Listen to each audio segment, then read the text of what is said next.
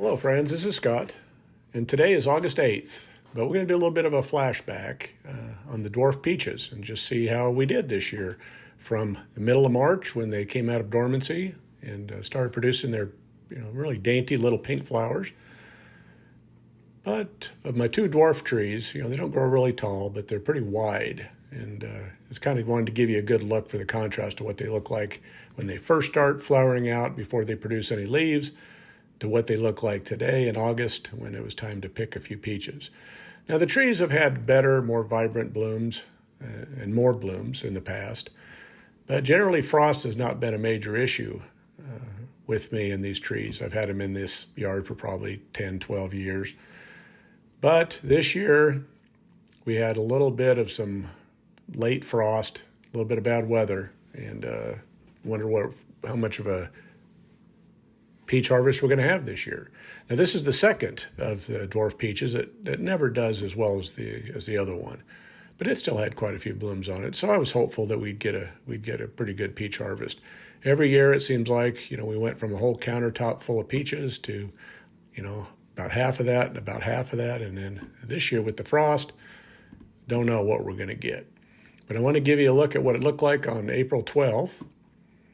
And then April 13th, we had a frost. Now, taking a look at these blooms, they look like they're still hanging in there, but they definitely look worse for wear. Now, I'm not an expert on, how long flowers have to set before the fruit will not be affected by frost. Unclear, don't know.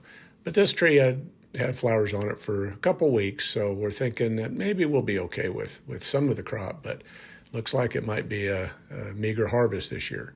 Now for harvest day, August 8th, and I picked a few peaches, so I kind of knew, took a little glance of what we got in here. Not a lot, but there's some pretty good sized peaches, I believe. But look at the foliage on this.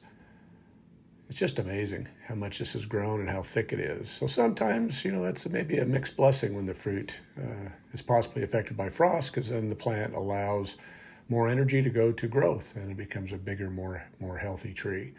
But generally, if you want a lot of crop, you don't want all this lush growth. You want the energy going to the fruit production, but I didn't mess with these trees this year. I just let them go, and let's see what we got. Well, we don't have a ton of peaches. There's probably 36 here on the counter. I think I've had 4 maybe I've eaten. So there's about 40 this year as a crop, but they're nice big peaches. Looking pretty good.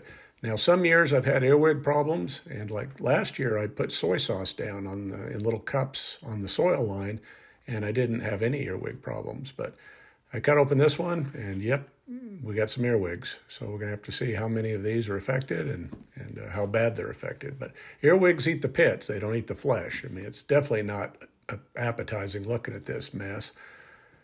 But this is how you can tell when you got earwigs. You got a little hollowed area in the top, so there's something in there. It's like I say, it's eating the pit of the peach. And there you can see the pit. They've went to work on it, but there's a fairly untouched pit in there, so I'll pull that out for right now. Let's see if we got any earwigs. I'd cut one earlier today, and I had probably 8, 10 of them jump out of the peach. But it's when you're trying to film, it never works out the way you think it's going to. So I expected more in here, but as I cut into it, there's some earwigs in here. I know there is. Let's take a look. But you can see how they just hollow out the pit and they just eat everything in the middle. But there's an earwig. You can kind of see it right by where my knife point is. He doesn't want to move too much, but here he goes. And that's the enemy of peaches. I'm sure there's fruit flies and other types of insects and birds that'll affect peach harvest, but earwigs are the biggest problem I have in my yard. And again, if I put soy sauce down and be proactive, I generally drown these earwigs before the fruit ripens, because I don't think they enter the fruit pits until they're pretty close to ripe. So if you can get them killed off early, you don't have to mess with them in the fruit. But there's an earwig, for those of you that don't know what they look like. And in this one, I did have 2. I found another one. I thought there was only 1, but nope, there's 2. So they're going to meet Mr. Garbage Disposal. But as you can see, the flesh is not affected by the earwigs. So when you clean it up, it looks just fine. But when you have it uncleaned, it doesn't look very appetizing.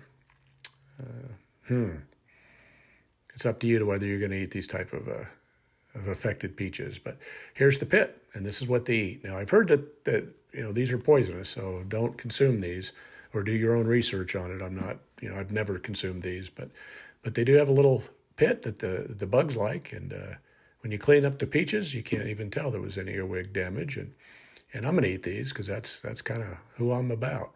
So I'm not gonna let a little earwig poop affect a good peach. But look at these plants or these trees; they're just loaded with leaves. Beautiful, healthy looking trees this year. Just didn't have a lot of peaches, but well, we'll just see what happens next year. But had a nice little bucket full as I brought in the house, and they're good size, and they are very tasty, so I'm happy with them.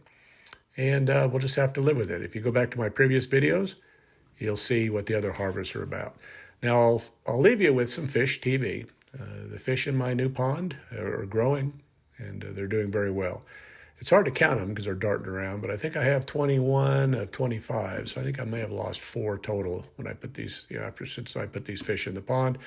But the other ones are growing very big and look very healthy, and the aquatic plants are growing nicely. So they're happy, and all the bird life and is coming and having a drink. And a pond definitely adds a lot to the wildlife in your backyard, and I just enjoy sitting and watching these fish. Well, thanks for watching, and if you like what you see, please subscribe. Thank you.